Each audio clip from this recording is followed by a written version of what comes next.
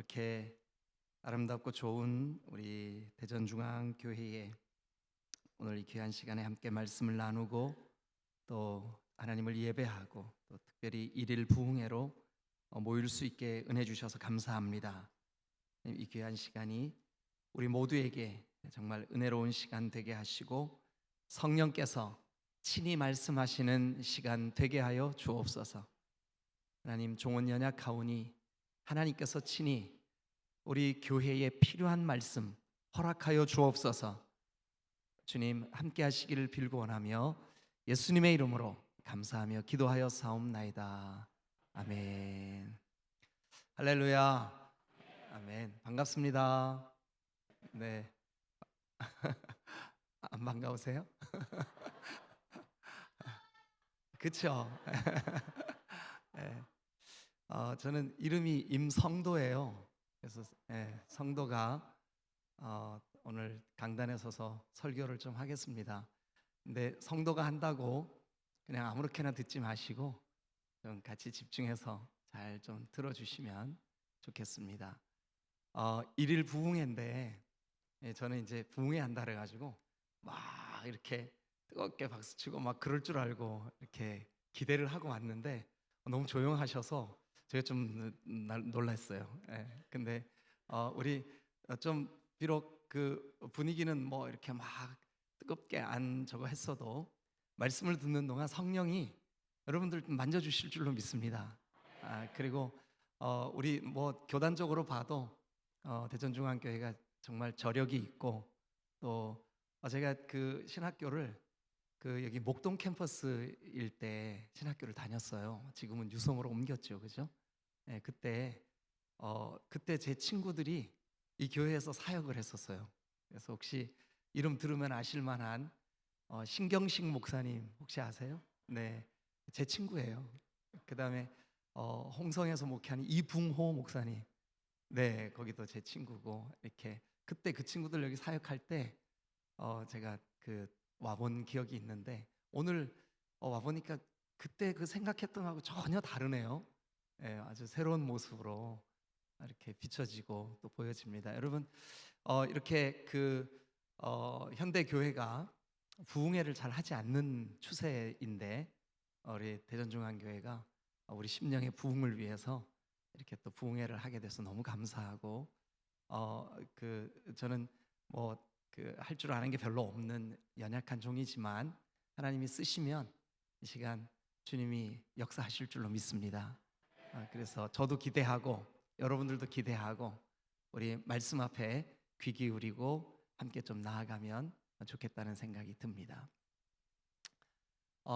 저도 이제 대전에서 신학교를 다녔지만 대전에 그 연고가 없어요. 전혀 이렇게 뭐 그 친척이나 아는 사람이나 별로 없고 단지 이제 친구들이 몇 사람 이 대전에서 이제 목회를 하고 있으니까 대전에는 이제 학교 때문에도 그렇고 이제 자주 오긴 했지만 이렇게 지리를 잘 대전에 대해서 잘 몰랐고 또 사람들도 잘 모르고 이제 그런 상황인데 제가 대전에 그 2020년 3월 첫째 주에 그 부임을 해서 왔습니다.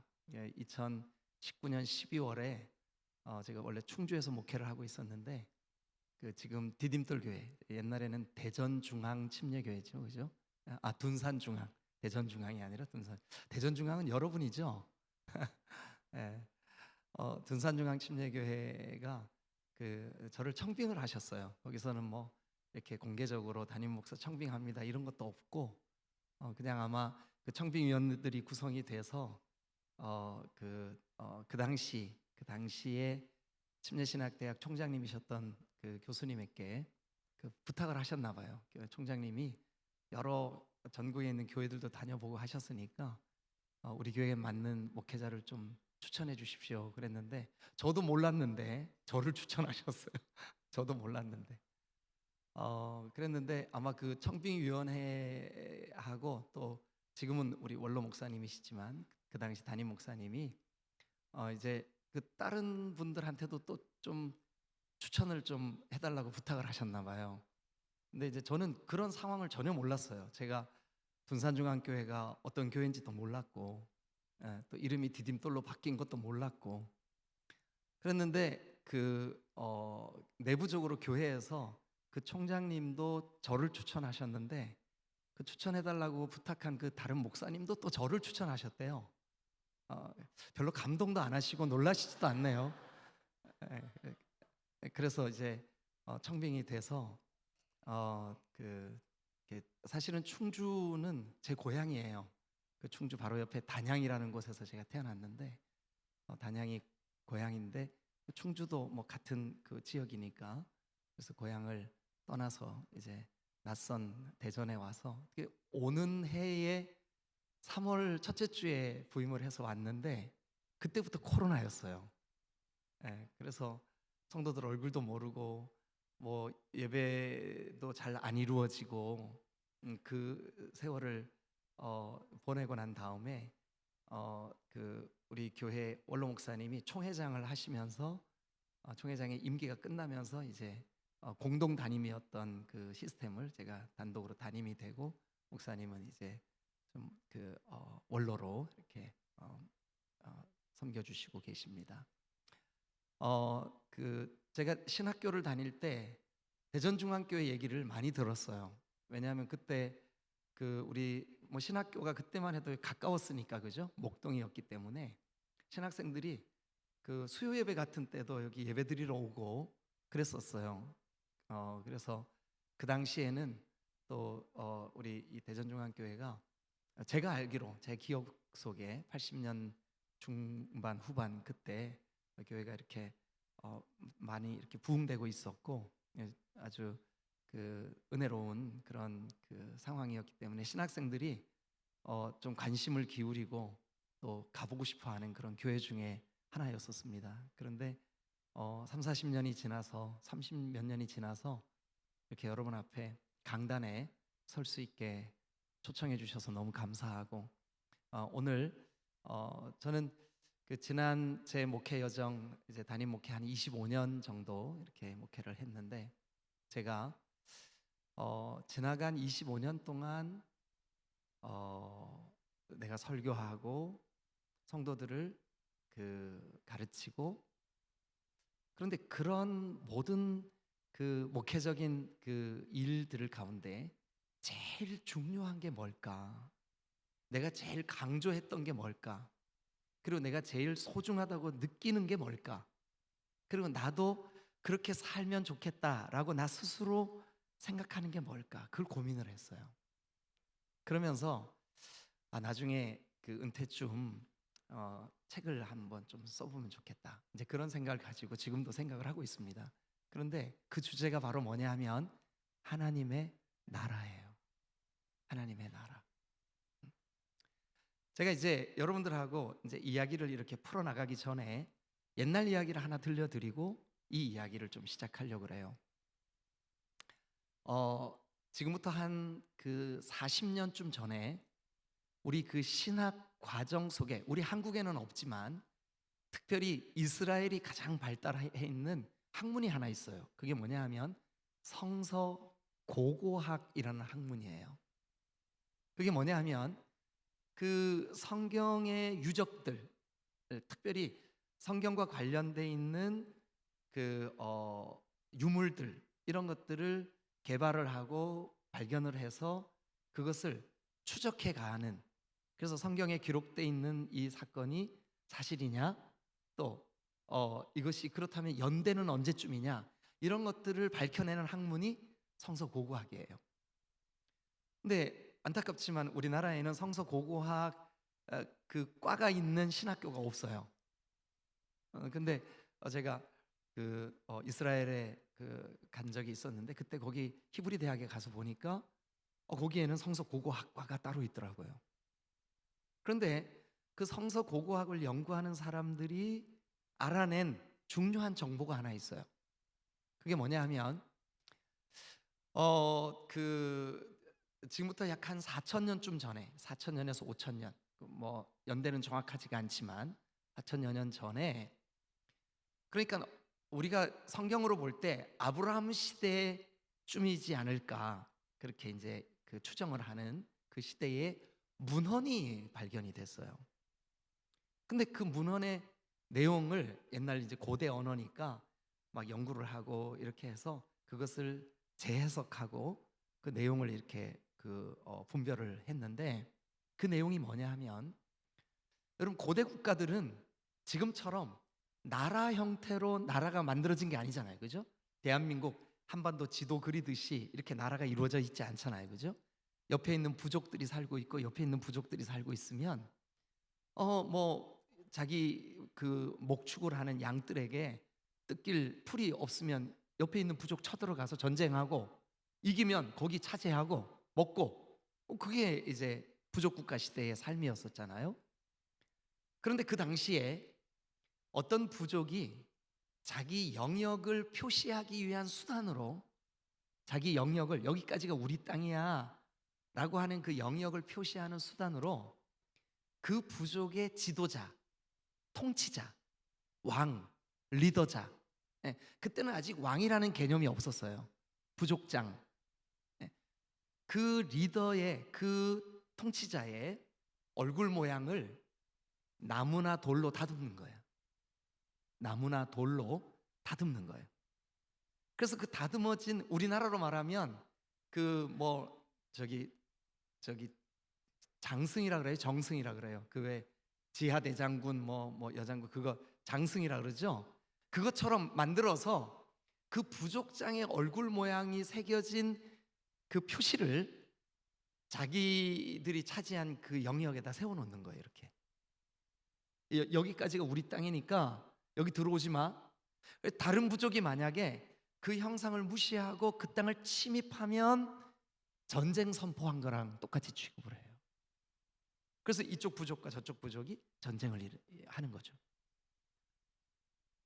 그런데 여기까지가 우리 땅이구나, 여기까지 우리 양들을 끌고 와서 풀을 먹일 수 있구나 라고 하는 것을 뭐를 보면 알 수 있냐 하면, 우리 부족의 부족장, 우리 부족의 통치자, 우리 부족의 왕의 얼굴이 새겨진 나무나 돌이 서 있는 데까지 갈 수 있는 거예요. 그게 발견이 됐어요. 자, 그러면 제가 설명드린 이 이야기로 제가 성경을 한 곳 소개하겠습니다. 창세기에 보면 하나님이 6째 날 짐승들을 만들어요. 바다의 고기와 땅과 땅에 기는 것과 하늘에 나는 새를 만드시고 보시기에 좋았어요. 그리고 이제 사람을 만드실 계획을 하셔요. 근데 어떻게 만드시려고 그러냐 하면, 우리가 우리의 모양을 따라 우리의 형상대로 사람을 만들고 그로 바다의 고기와 공중의 새와 땅에 기는 모든 것을 다스리게 하자 하시고. 그러면 여러분, 자, 그 고대에 발견된 그 문헌과 지금 제가 말씀드린 창세기 이야기를 연결시켜 보세요. 하나님이 사람을 만드실 때 우리가 우리의 형상을 따라, 그것이 어떤 학자들은 삼위일체 하나님이다라고 얘기도 하고 하지만 어쨌든 그건 중요한 것이 아니에요. 하나님의 형상을 따라 하나님의 모양대로 뭐를 만드셨다고요? 사람을 만드셨어요. 사람. 그럼 하나님이 그 사람을 만드실 때 하나님의 기대는 뭐냐 하면, 사람아, 네가 가는 곳마다 어떤 피조물이든지 너를 볼 때, 여기가 하나님의 영역이구나, 여기까지 하나님의 통치가 이루어져야 되는 거구나. 그러니까 인간을 만드실 때 하나님은 하나님을 대신하는 대리 통치자로 만드신 거예요. 대리 통치자로. 그런데 인간이 죄를 범하고 타락하고 하나님을 반역하고 하나님의 형상을 잃어버리고 오히려 하나님을 욕되게 하고, 하나님의 형상으로 지음받은 우리가 가는 곳마다 여기가 하나님의 영토요, 여기가 하나님의 통치가 있는 하나님의 나라요, 여기가 하나님이 다스리고 계시는 곳이요 라고 나타내야 되는 그 인간이 오히려 가는 곳마다 하나님의 피조물인 자연이 파괴되고 오염되고 죄가 있고 살인이 있고 범죄가 있고. 여러분, 아름다운 골짜기에 아무도 닿지 않았을 때는 물이 깨끗했어요.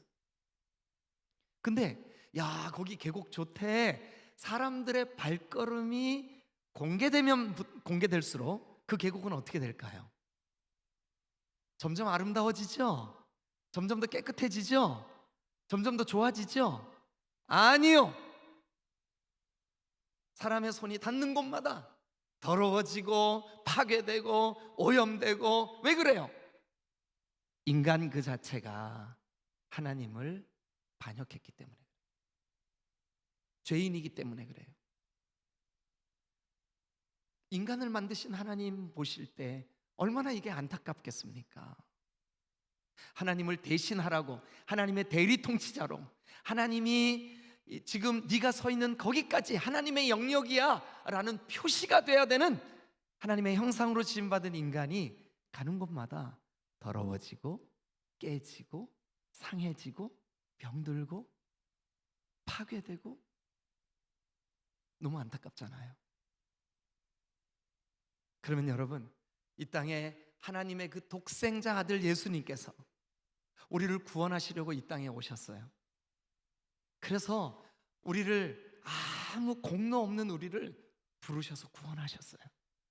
그럼 구원받은 우리가 가는 곳마다 사실은 하나님의 통치, 그 하나님의 나라가 회복돼야 될 줄로 믿습니다.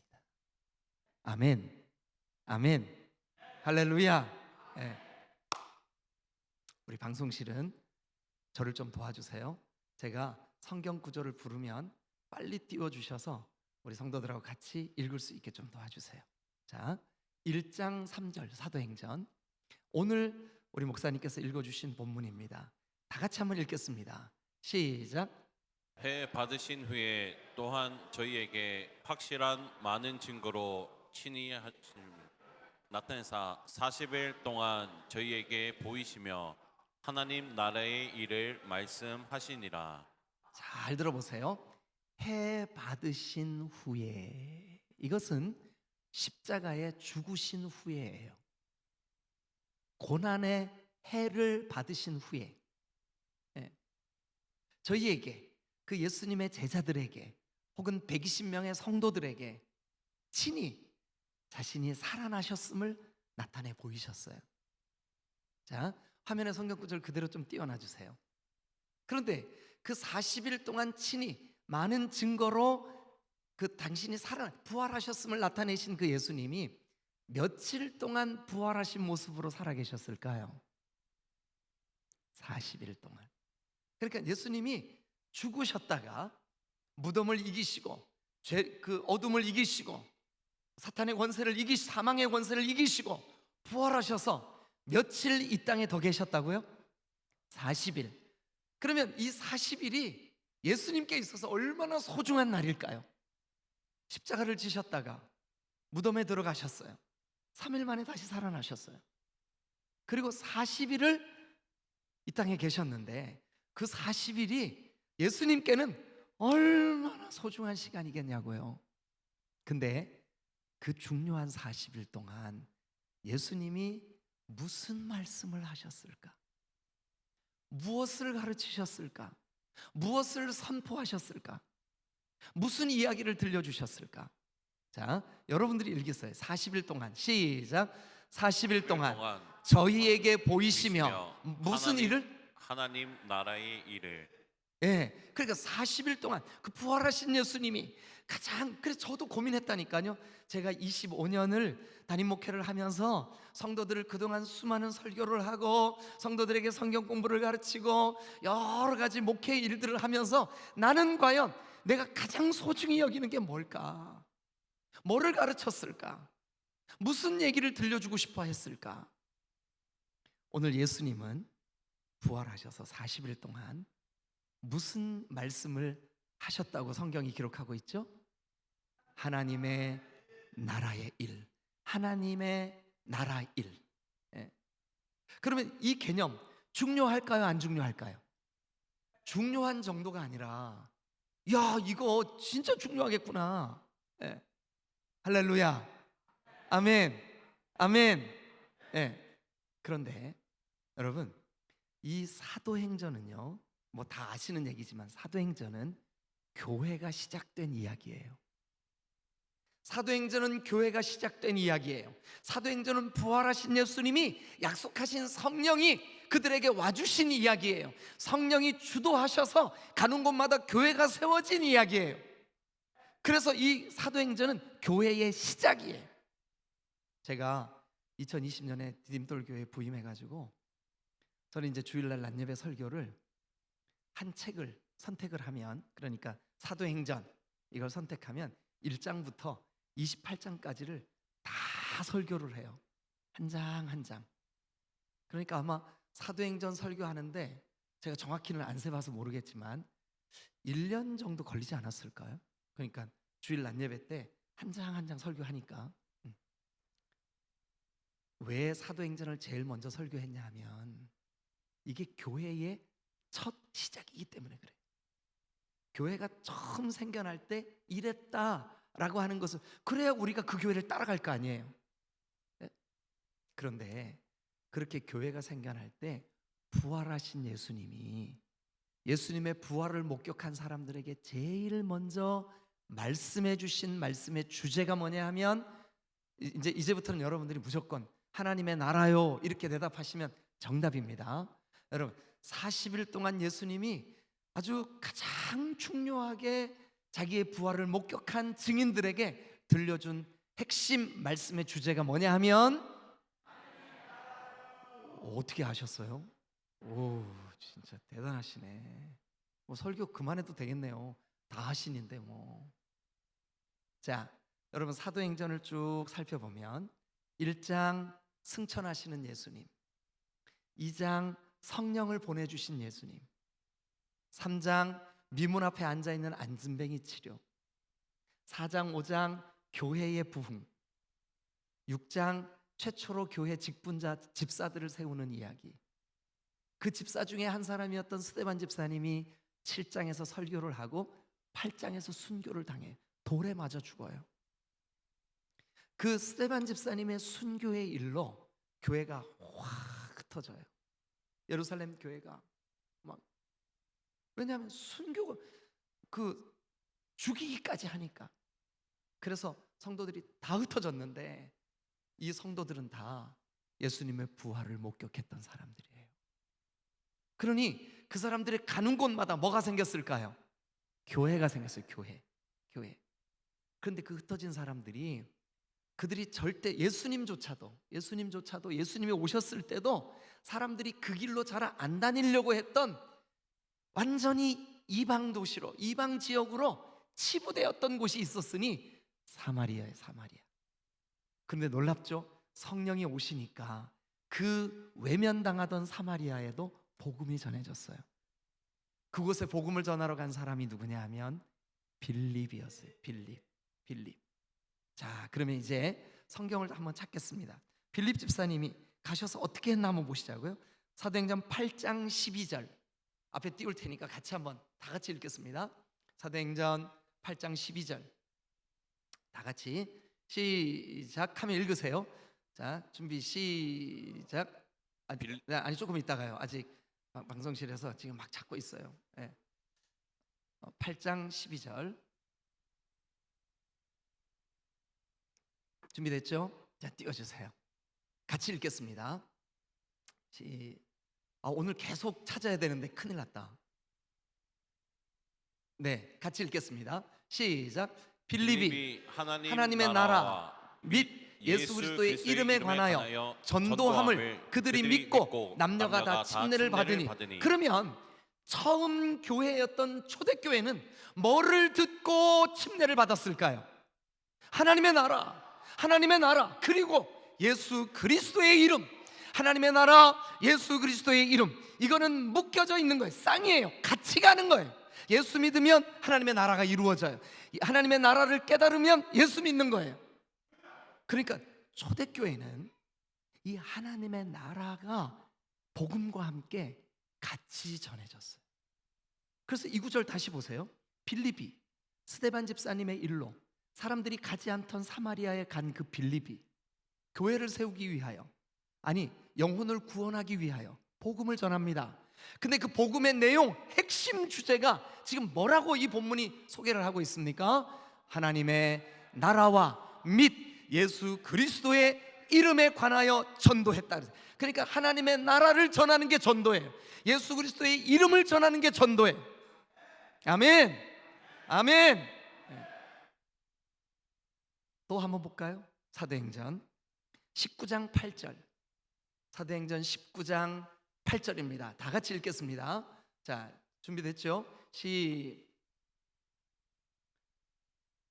시작. 바울이 회당에 들어가 석 달 동안 담대히 하나님 나라에 관하여 강론하며 권면하되. 여러분, 이거는 지금 짧은 구절만 서로 소개했지만 사실은 에베소 교회가 개척되는 이야기예요.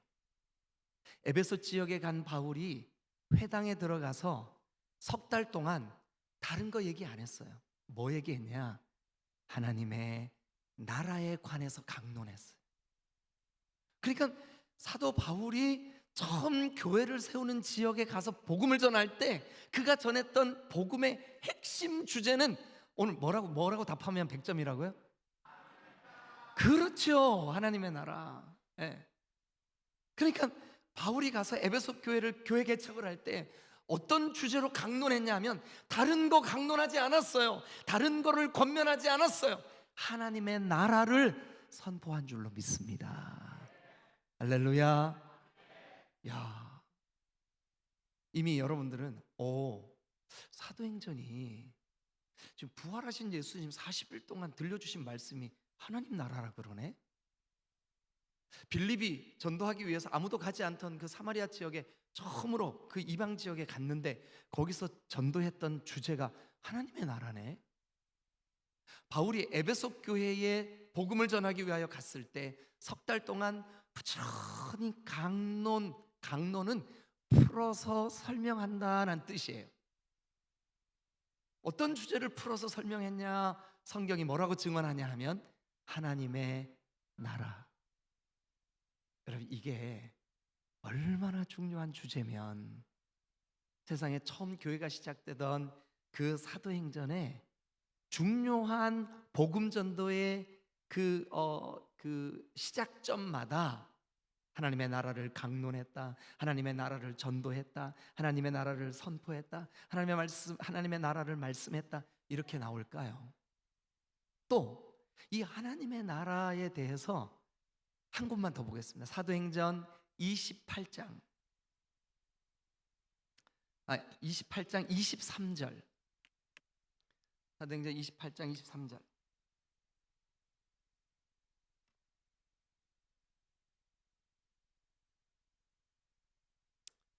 자, 같이 한번 읽겠습니다. 시작. 그들이 날짜를 정하고 그가 유숙하는 집에 많이 오니 바울이 아침부터 저녁까지 강론하여 뭐를 증언했어요? 하나님의 나라를 증언하고. 예, 그러면 바울이 지금 이거 로마 감옥에 갇혀서 그의 사역의 마지막 결론을 맺어야 되는 상황이거든요. 그러니까 평생 목회를 했던 바울이 그의 사역의 마지막 결론을 어떤 주제로 지금 강론을 하고 있어요? 그렇죠. 하나님의 나라. 그러면 여러분, 우리 대전중앙교회가 또 제가 목회하고 있는 디딤돌 교회가 이 마지막 때를 맞아서 정말 이거 놓치면 안 되는 주제, 놓치면 절대 안 되는 주제. 왜냐하면 초대교회는, 처음 교회는 그 주제로 전도했고 그 주제로 교회를 세웠고 그 주제로 사역의 마무리를 했고 결론을 지었고 부활하신 예수님이 부활하셔서 40일 동안 계시는 동안 그 얘기만 했는데 오늘 우리도 거기로 돌아가야 되지 않겠어요? 그 주제를 우리가 정말 가슴속에 하나님 그 뜻이 뭡니까? 우리 함께 고민하고 나누고 해야 되지 않겠습니까? 할렐루야. 여러분, 우리 주님 가르쳐 주신 기도 같이 한번 해봅시다. 주기도문. 자, 시작.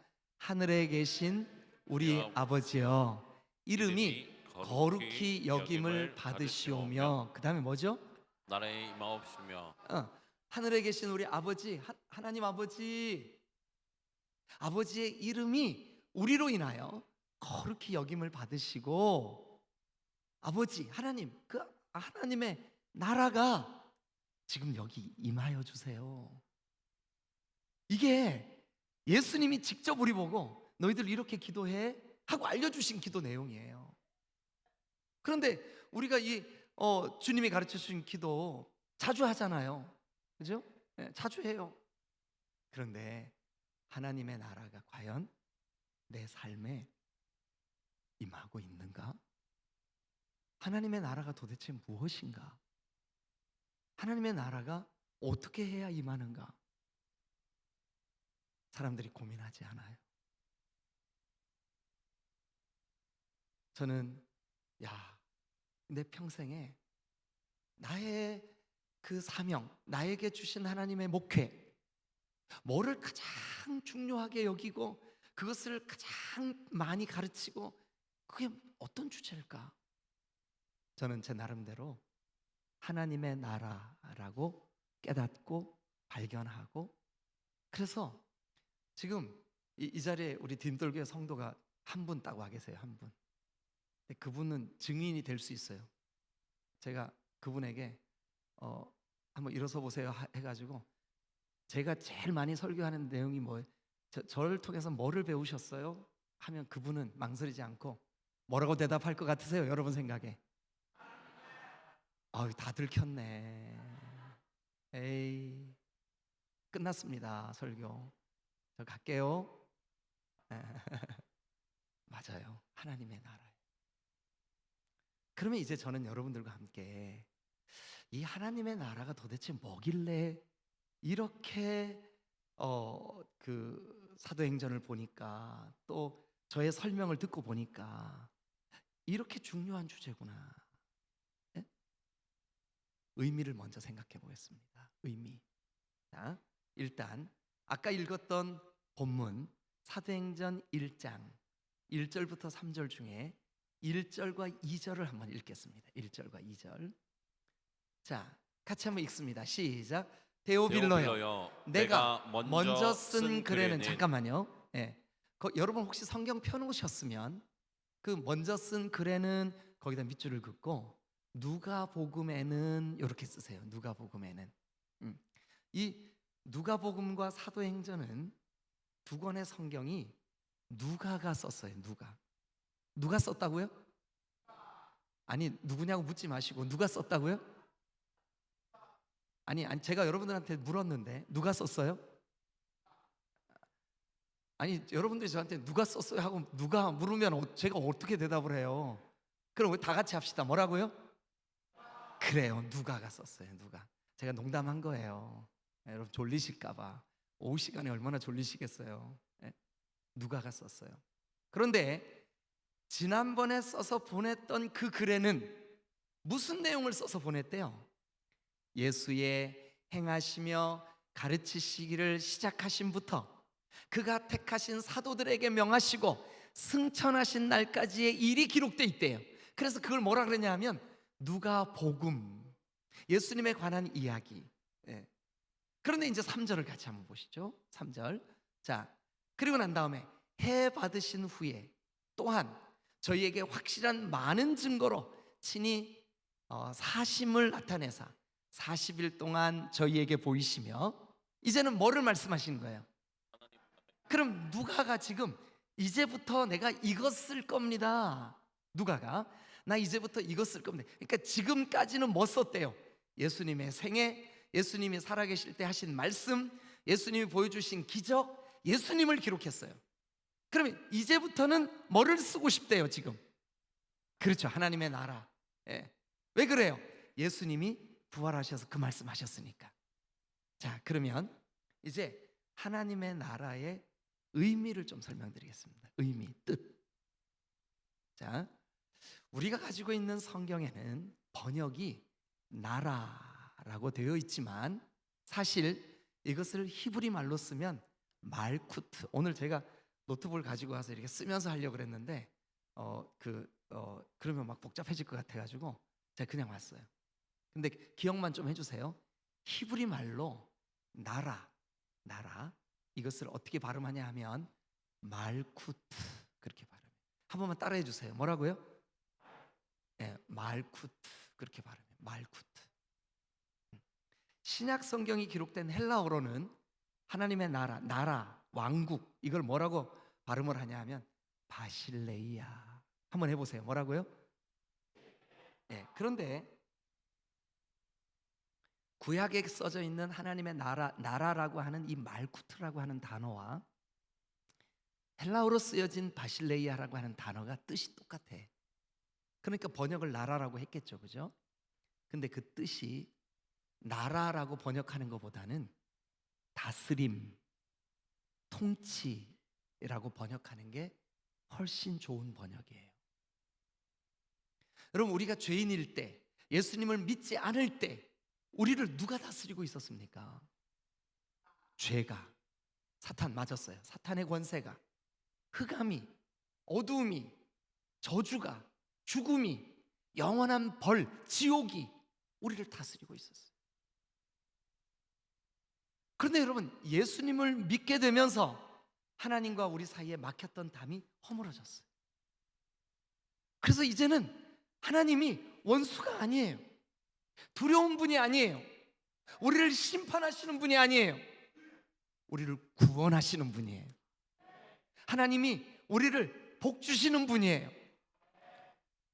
그런데 여러분, 전에 우리를 다스리던 그 흑암, 어둠, 공중권세 잡은 사탄의 권세, 죄, 여러분, 이것은 제가 여러분들이 증명하지 않아도 여러분들이 금방 알 수가 있어요. 여러분 마음에 늘 떠오르는 그 죄악된 생각, 탐심, 악한 생각, 살인하고자 하는 살인, 이거 형제를 미워하는 것도 살인하는 거라 그랬잖아요, 그죠? 네, 살인, 간음, 음란, 도둑질, 거짓말, 회방하는 말. 여러분, 이게 다 죄의 결과예요. 죄의 열매예요. 전에 죄가 다스렸어요. 그런데 예수님이 이 땅에 오셔서 그 내 죄를 대신 담당하시고 십자가에 죽으심으로 이제 그 죄는 우리를 다스릴 통치권을 잃어버렸어요. 네.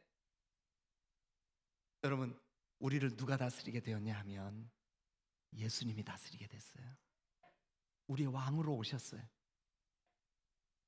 그러면 이 나라라고 하는 말쿠트, 바실레이아는 사실 통치, 다스림. 여러분, 누가 여러분들을 다스리고 있냐, 그걸 알아내는 방법이 뭐냐면 하루 중에 무슨 생각 제일 많이 하느냐, 그게 다스리고 있는 거예요. 만약 저희 어머니가 연세가 52세 때 간경화 말기라는 병원 진단을 받았어요. 그때만 해도 저희 어머니가 지금 84세시거든요. 그러니까 52세 때니까 한 30년이 넘게 지난 거죠, 그죠? 근데 그때만 해도 대부분의 암이나 뭐 간경화 말기 이건 다 죽는 줄 알았어요. 지금은 거의 많이 살죠, 그죠? 예. 근데 그때는 그랬어요. 어느 날 제가 어머니를 뵈러, 어머니가 그때 경남 울산에 살고 계셨는데 울산에 갔어요. 근데 마침 우리 어머니가 섬기시는 교회의 안수 집사님이 그 울산 대학병원, 지금 서울의 아산병원과 울산에는 울산 대학병원이 이 같은 병원이에요. 근데 그 병원의 그 내과, 소화기 내과 과장님이 그 어머니 섬기시는 교회의 안수 집사님인 거예요. 지금은 이제 장로님 되셨는데, 근데 그분이 저를 잘 아세요. 전사님, 그때 제가 신학교 다니고 있었는데 권사님이 간경화 말기인데 몸 안으로 들어오는 어떤 형태의 독이든 간이 걸러줘야 되는데 그 기능이 멈춰버렸습니다. 그래서 얼굴이 새까매지고 막 몸에서 냄새도 나고 막 복수가 차고 눈이 노랗게 이게 황달이 오고 근데 이 내과 과장님이 정말 죄송한 얘기지만 오래 갈 것 같지가 않습니다. 그래서 좀 마음으로 준비를 하시는 게 좋겠습니다. 무슨 준비하라는 얘기일까요? 네, 그렇죠. 죽을 준비. 그런데 제가 이제 얼마나 걱정돼요, 어머니가. 그래서 이제 어머니가 병원에 입원해 계셨는데 막 닌거 막 뭐 무슨 주사 막 주렁주렁 달고 계시는 거예요. 저희 어머니가 저한테, 제가 이제 장남이거든요. 위로 누님이 계시는데 하여튼 저를 제일 의지하세요. 근데 이제 제가 갔더니 아들 나 퇴원할란다. 어머니 이게 병원에 계셔야 됩니다. 그 의사 말을 들어야 됩니다. 여러분들은 이렇게 따라 하시면 안 돼요. 의사 말 들으셔야 됩니다. 저희 어머니가 자기 손으로 이걸 다 뽑아버리시는 거예요. 그리고 어차피 나도 그 의사 얘기 들었는데 어차피 뭐 한 6개월 정도 산다며, 뭐 그러면 그때까지 내가 편하게 살지 왜 여기 병원에 누워있냐, 집에 가자. 그러면서 자기 손으로 집으로 가셨어요. 가시는 길에 저에게 뭐라고 말씀하시냐면 나는 죽음과 병의 통치 안 받을 거야. 나는 주님의 통치 받을 거야. 그러니까 내 마음에 내가 얼마 못 산대, 나 죽는데, 나 간경화 말기래, 나 독소를 해소 못한대, 나 점점 얼굴이 어두워질 거래, 나 점점 황달이 심해질 거래, 복수찬게 이게 점점 더 두꺼워질 거래, 나 거기에 나 지배 안 받을 거야. 내가 왜 거기 지배 받아? 나는 예수님을 믿는 순간부터 주님이 내 왕이시고 나는 주님께 통치받는 사람이야. 나 거기 지배 안 받을 거야. 그때부터 어머니가 새벽에 교회까지, 그때까지는 교회 차가 와서 태우고 가셨어요. 근데 그때 그 병든 몸으로 예배당까지 걸어가는데 1시간 반이 걸려요. 그 병든 몸으로. 차 오지 말라고. 그 혹시 울산 방어진을 아시는 분은 일산 해수욕장 옆에 바닷길이잖아요. 바람이 얼마나 차요, 그죠? 근데 그 집이 좀 멀었어요, 교회로.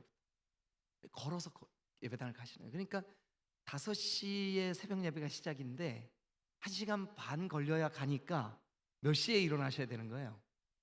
환자가 그러면 돼요, 안 돼요? 이건 빨리 죽고 싶다는 얘기죠, 그죠? 그래서 저희 어머니가 1시간 반을 걸어서 거기까지 가는 거예요, 예배당까지. 그리고 새벽 예배 드리는 거예요. 그리고 예배 마치고 걸어서 집에까지 돌아오시는 거예요. 얼마 걸린다고요? 1시간 반. 여러분, 한 달이 지났습니다. 저는 이제 그때 서울에서 사역을 하고 있었는데 저는 이제 교회 사역도 해야 되고 전도사 해야 되니까 올라왔죠. 그런데 저희 어머니는 계속해서 그렇게 1시간 반 걸어서 가서 예배 드리고 1시간 반 걸어서 집에 돌아오셨어요. 2달이 지났습니다. 3달이 지났습니다. 병원 의사가 얘기했던 6개월이 지났습니다. 누구가 여전히 그를 통치하고 있었을까요? 주님이 그를 다스려주고 계셨습니다. 돌아가셨을까요? 안 돌아가셨을까요? 어떻게 그렇게 잘하세요? 예? 지금 84세신데요 지난 구정 명절에 우리 교회 오셨었어요. 성도들이 우리 어머니 보면서 아니 84세인데 어떻게 저렇게 젊으세요? 저희 교회 바로 뒤에 옥녀봉이라는 뒷산이 있어요. 제가 거기 운동 삼아서 자주 올라가는데 저희 어머니가 저보다 더 빨리 올라가세요. 84세신데. 여러분 하나님의 나라가 여기 있다 저기 있다 이렇게 하는 것이 아니라 여러분 마음에 있습니다. 여러분 마음이 하나님, 내가 죄나 질병이나 돈이나 환경이나 여기 통치받지 않겠습니다. 나는 우리 대전중앙교회는 하나님의 통치만 받겠습니다. 하나님이 우리의 왕이십니다. 하나님이 우리를 다스려 주세요. 이게 하나님의 나라인 줄로 믿습니다. 하나님의 나라가 임하시기를 주님의 이름으로 축원합니다. 축원합니다. 축원합니다. 하나님의 나라가 임해야 됩니다. 하나님의 나라가 임하게 해주세요. 기도해야 돼요. 하나님, 나 하나님의 통치받게 해주세요. 죄가 나를 통치하지 못하게 하십시오. 교만이 나를 통치하지 못하게 하십시오. 우울함이 나를 통치하지 못하게 하십시오. 질병이 나를 통치하지 못하게 하십시오. 사탄의 권세가 나를 통치하지 못하게 하십시오. 오직 우리의 통치자는, 우리의 왕은, 우리의 주인은, 우리의 구주는, 우리의 임금은 예수 그리스도신 줄로 믿습니다.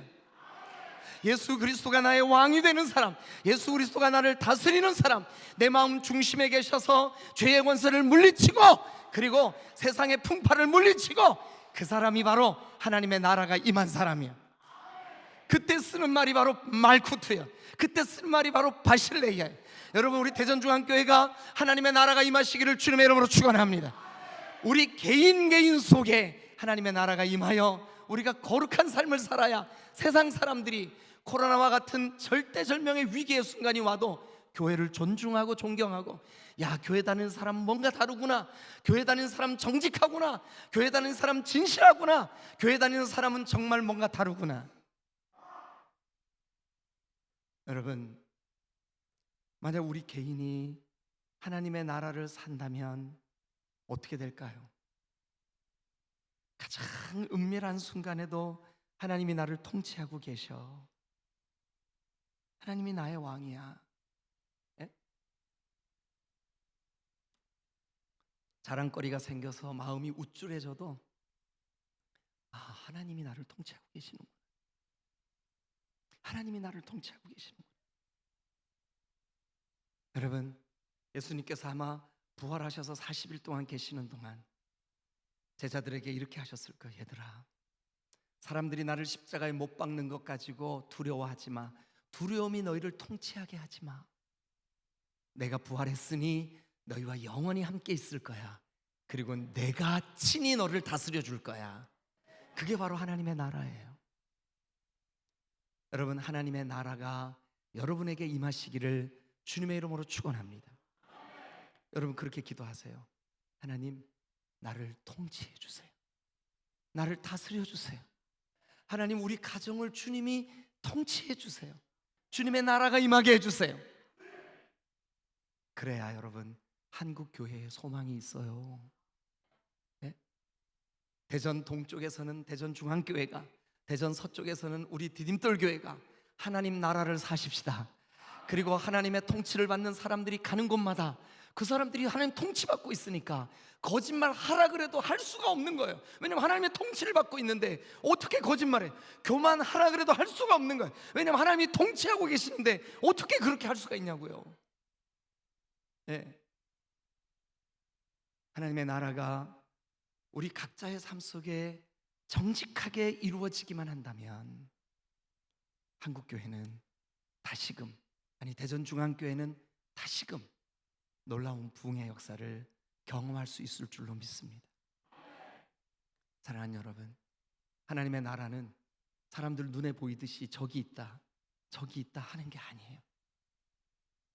죽어서 가는 것은 천국, 하나님의 나라죠. 근데 그곳은 이 땅에서 하나님 나라를 맛보지 못한 사람은 죽어서도 거기 가기가 어려워요.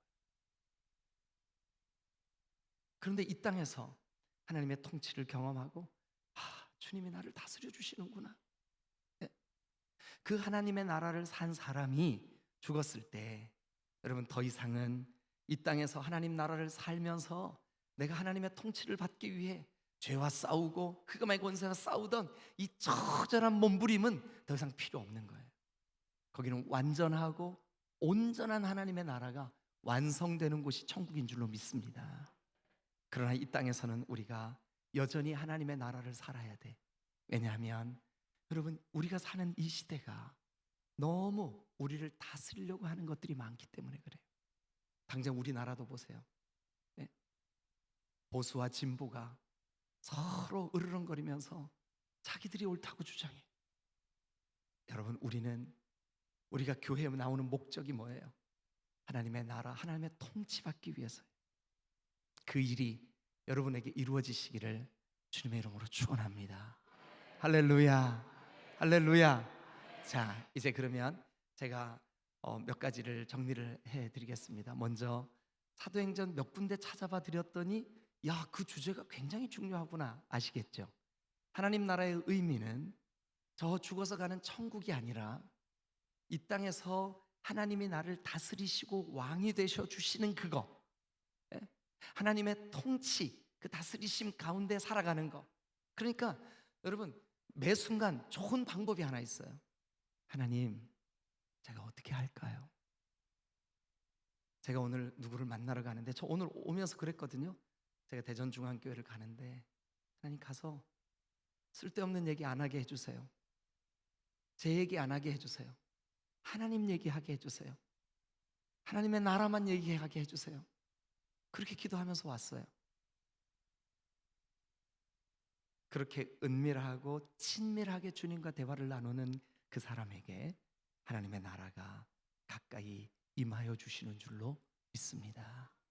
할렐루야. 우리 이 시간 한번, 여러분 좀 익숙하지 않더라도, 혹시 여러분들과 성향이 좀 다르더라도 우리 한번 같이 합심해서 통성으로 기도하십시다. 주님, 나에게, 우리 가정에, 우리 교회에, 우리 민족에 하나님 나라가 임하게 해주세요. 하나님의 통치가 이루어지게 해주세요. 특별히 내 개인의 삶에 하나님의 통치가 이루어지지 않고서는 내가 주님을 더 알 수도 없고, 주님을 아는 것이 형식적으로 바뀌고, 그리고 너무나 그냥 틀에 매인 그런 신앙생활을 할 수밖에 없을 줄로 압니다. 나에게 하나님의 나라가 임하여 감격스럽게 주님과 동행하고 교제하고, 나는 죽고 예수가 사는, 나는 내려놓아지고 예수님이 주인 되시는 거룩한 삶 살게 해주세요. 간절한 마음으로 우리 여러분 주여하고 한번 크게 외칩시다. 그리고 부르짖어서, 주님, 내 삶에 하나님 나라가 임하게 해주세요. 우리 교회에 하나님 나라가 임하게 해주세요. 간절히 부르짖어 통성으로 다 같이 기도하시겠습니다. 주여.